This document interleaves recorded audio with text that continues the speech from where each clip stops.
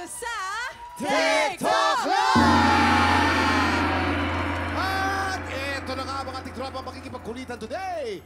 The beautiful Pepita Curtis Smith and John Luca! Hello. Siyempre, andito na po ang newest Kapuso Love Team. Yes.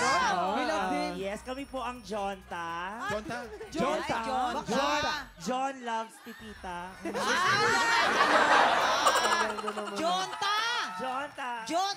John, talo ka dyan. Eto na, nakakaloka talaga ang Jonta. Pero mas nakakaloka itong online hanash ng isa nating tikrowang mga marites dyan. It's your time to shine dahil heto na nga! Sabi ni Jenny Dapu, 2 months na kaming wala and I'm still trying to heal.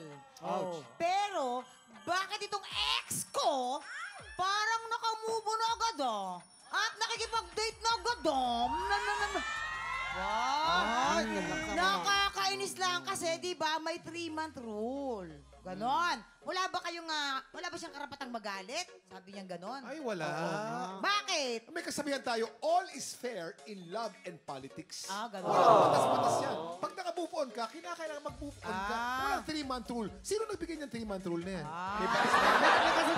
May kasabihan nga to, all is fair in love and politics. Pero kayo ba, John and Pepita, ano yung stand niyo for this one? Yun nga, all is fair in love and politics. Yes. Sinabi ko rin yan. Kami naman, mabilis lang namang naging kami. Pero seriously speaking, ang heavy ng face ng kapartner mong nagka-jowa agad. Heavy. Totoo yun. Kasi, pero, di ba, Pepita, pag tapos na. Kaya nga natapos eh. Pero kasi alam niyo kung minsan, kung sino daw talaga yung pinaka may kasalanan, siya ang madaling nakakamove. Ay, tama yan, Mamang! Grabe reaction ni Faith. Paki-explain nga, Mamang. Kasi, Explain mo nga, mama. para matakpan kung ano yung maling nagawa niya. Kaya kailangan niya jump into another Relationship. victim. Tama. So parang Baka pa-victim. naman coping mechanism lamang niya na mabilis siya mag-move on. Ano O kahit na coping mechanism yun, mali yun. Mali yun. Okay, let's go! Mga tiktropa, ano sa tingin nyo? May karapatan nga bang magalit si Jenny Dapu? Let us know in the comment section.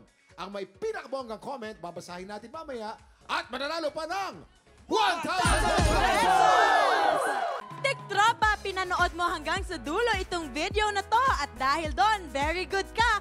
For more happy time, watch more TikTok Lock videos on our official social media pages and subscribe to GMA Network official YouTube channel.